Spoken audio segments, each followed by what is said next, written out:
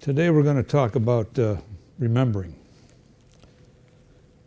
And for us older folks, remembering is an issue, constantly. But there's a reason why remember is in the Bible over 253 times. If I could take you back in the Wayback Machine, when I was a young man, I could remember certain things. I remember you used to go to the gas station, gas up the car. You didn't gas up the car, the attendant gassed up the car. And not only that, he cleaned your windshield and you didn't have to ask him. And then on top of that, he'd give you green stamps to put in the little book. Remember that? That was pretty neat stuff. The air was free. And when I was growing up, when you got home, most moms were there to greet you. When you went to school, the teachers wore suits and the female teachers had their hair done. The biggest transgressions there were talking in class, and if you chewed gum, remember you put the gum on the end of your nose? Put the gum on the end of your nose. That was terrible. Boy, have we progressed since then, huh, with our school system? Or regressed, depending on the way you want to put it. I remember when it was a real privilege to go to dinner with your mother and father at a real restaurant. The whole family went. That was a big deal. So why do we remember? Why do we remember things, both good and bad? But mostly we try to remember the good.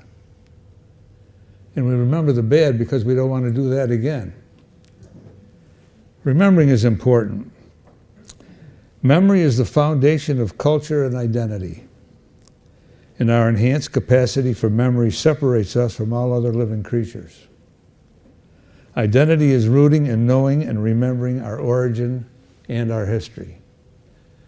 There are three things. I know Doug Batchelor used to always say this, and it's so true. That you can never be happy unless you know three things: where you come from, what you're doing here, and where you're going. And that is so true. That never changes. People, you look around them, they have yachts, they have all of this stuff, and they're not happy. Nobody's happy. I remember watching one of my favorite shows on TV was The Dog Whisperer with Cesar Millan. And he used to always say, animals live in the present, they live in the now. We live in the past and the now and look to the future. Animals don't do that. So we are separate from animals, I hope. There are 4 reasons to remember the past. One is to see how far we've come, or have not come, or have should have come. The other is to remember God's goodness. A third is to remember God's grace. And the fourth is to remember God's discipline. Discipline is something we don't usually like, but it's absolutely essential if we're to progress as human beings. I'd like to go to Genesis 39, talk about remember, and we'll go through a few verses here and show the importance of remembering things and why it's so apropos to our time. So we'll go to Genesis 39, and we'll tell a story about Joseph. At this time, Joseph had been sold by his brothers. He'd gone to prison, been released from prison, and now he's in Potiphar's house, and he's taking care of Potiphar's stuff. Potiphar being a captain of the guard in Egypt, very influential man. So we'll start reading at 39. Now Joseph had been taken down to Egypt, and Potiphar, an officer in Pharaoh's army, captain of the guard, and an Egyptian, brought him from the Ishmaelites who had taken him down there. Now the Lord was with Joseph, and he was a successful man, and he was in the house of his master, the Egyptian. Why do you think it mentions the Lord was with Joseph? He's in Egypt. There's not too many Hebrews in Egypt. How would he know that the Lord was with him? because he remembered. He remembered what his father said. He remembered days of worship back in his homeland. So he remembered that the Lord was with him. And his master saw that the Lord was with him, and that the Lord made all he did to prosper in his hand. So Joseph found favor in his sight and served him. Then he made him overseer of his house and all that he had put under his authority. So it was from the time that he had made them overseer of his house and all that he had, that the Lord blessed the Egyptian's house for Joseph's sake. And the blessings of the Lord was all on that he had in the house and in the field. Again, he's remembering his Lord. Nobody around him remembers his Lord. He's in the house of Egyptian with Egyptian slaves, Egyptian people, but yet he remembers. Thus he left all that he had in Joseph's hand. He did not know what he had except the bread for which he ate. So he trusted Joseph. He didn't care. I'm going to count today how much I have to see if it's still there. He trusted Joseph implicitly. Now I'll skip down to 7, and it says, And it came to pass after these things that his master's wife cast longing eyes on Joseph, and she said, Lie with me. But he refused, and says to his master's wife, Look, my master does not know what is with me in his house, and he has committed all that has been in my hand. There is no one greater in this house, nor has he kept anything back from me but you. And because you are his wife, how can I then do this great wickedness and sin against who? God. Not Potiphar. God. That was his focus. When Joseph was down there, he always relied and remembered his God. So it was as she spoke to Joseph that day, and he did not heed her to lie with her. But it happened about that time when Joseph went to the house to go to work, and none of the men of the house was inside. So she made up this story, and we'll skip down to that, and she tries to accuse him of doing something which he had no intentions of doing, because he remembered his God. Now we'll go to 20. After all of this, the wife accuses him. Potiphar has no choice but to put him in prison. He can't say my wife's lying, can he? He may have thought it, but he can't say it. So Joseph has to suffer the consequences of his faithfulness. Do we sometimes suffer the consequences of our faithfulness? Get used to it. There's a storm coming, as they say. But the Lord was with Joseph and showed him mercy. And he gave him favor in the sight of the keeper of the prison. And the keeper of the prison committed to Joseph's hand all the prisoners who were in the prison, whatever they did there, it was his doing. The keeper of the prison did not look into anything that was under Joseph's authority, because the Lord was with him. And whatever he did, the Lord made it prosper. So if you find yourself in a situation that's bad, make the best of it. Can't get much worse. You might as well make the best of it. Remember, God has a plan. I'll go to chapter 40.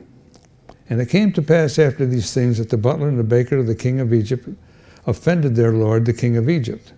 And Pharaoh was angry with his 2 officers, the chief butler and the chief baker. So he put them in custody in the house of the captain of the guard in the prison, the place where Joseph was confined.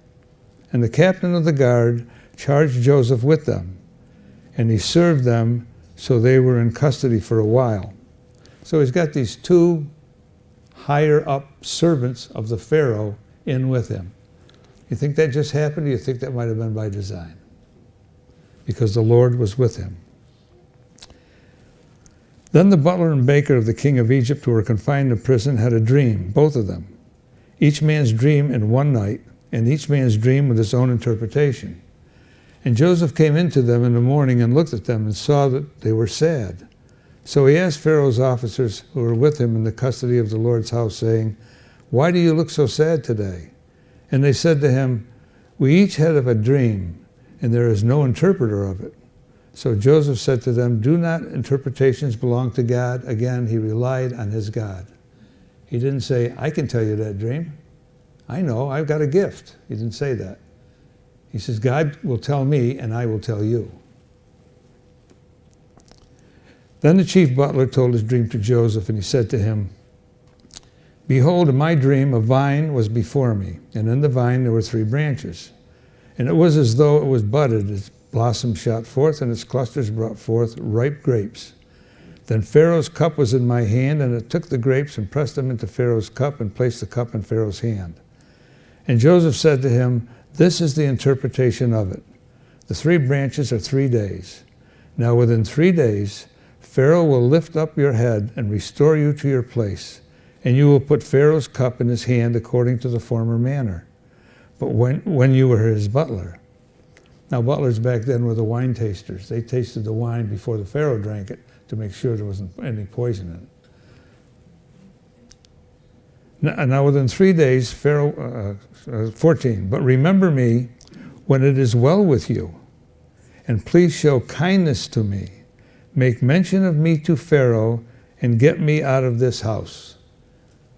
So Joseph is asking the butler, when these things come true that I have just told you, remember me. I'm here like you were here innocently, and help me out here. For indeed, I was stolen away from the land of the Hebrews, and I have also done nothing here that they should put me into this dungeon. When the chief baker saw that the interpretation was good, he said to Joseph, I also was in my dream where there are 3 little white baskets on my head. So he tells Joseph his dream, and Joseph gives him the bad news here.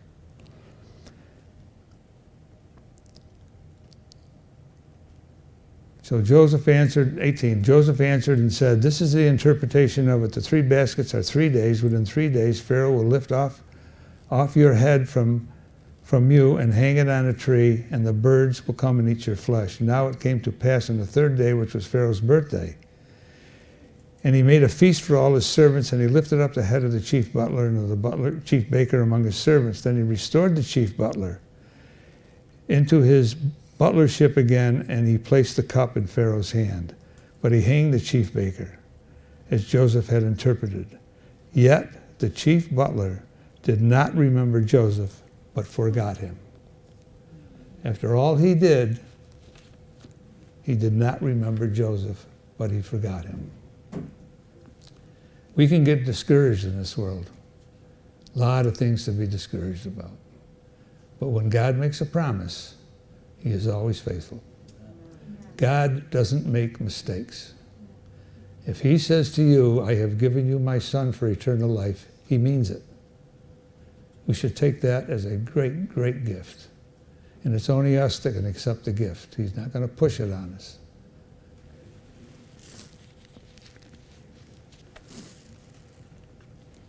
Evidently, or eventually, as we know the story, he was restored. And the butler did remember him. Probably not as quickly as Joseph wanted, but it did happen. Sometimes God does things in his timing, not ours, and we think he's late. God's never late. He does exactly what has to be done when it has to be accomplished. As Adventists, remember has a special connotation to this movement, and is found in Exodus 20, verse 8. And that starts out, how? Remember the Sabbath day to keep it holy. You know, when I was working and became an Adventist, I was working, I finished 35 years with the state police, and then I went to work for the district attorney, preparing cases and trials and stuff like that. And the guys at work were not Christians, so to speak. And there were a lot of guys retired from the job, from our job mostly. And I remember they would say to me, Mike, this is on Fridays, it's starting to get dark. Why would they say that? Because they knew that I left before sundown to keep the Sabbath holy. Your witness, no matter how good or how small or how big or what you think it is, has an impact on people. Your life will have an impact on everyone you meet, either for good or for bad. hopefully it will be for good. But if it is for bad, correct the bad, and then it will be for good, because you can tell them, I used to believe that, or I used to do that. I don't do that anymore. Why? Because I remember that cross and what he did for me. Amen. And he can do the same for you.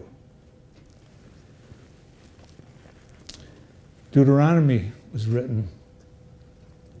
Deuteronomy is a repeating of the law. Why did they have to repeat it if he just wrote it down? People forget.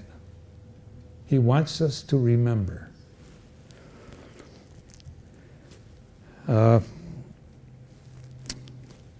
Abraham and Sarah, they wanted a child.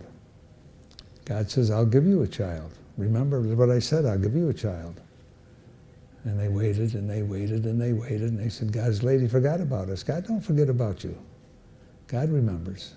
It's us to forget. That's why he tells us to remember. So when they had their child, the child of promise, they remembered what God had said. It wasn't Ishmael. It was the one he chose, not the one they chose. Sometimes we try to help God out, you know. I know I do that all the time. I got this. After he gives me what I want, I got this, God, I'm all set now. How dumb. That is really dumb. Remember Lot's wife. There's a remember you better remember and not forget. Luke 17, verse 32. Whoever seeks to save his life will lose it, and whoever loses his life will preserve it. Remember God's wife, Lot's wife. Noah. Noah was kind of alone in the world in which he lived. Evil continually. God always has a remnant, doesn't he? Yeah. Even 8 people, but it's a remnant. God will always have a remnant.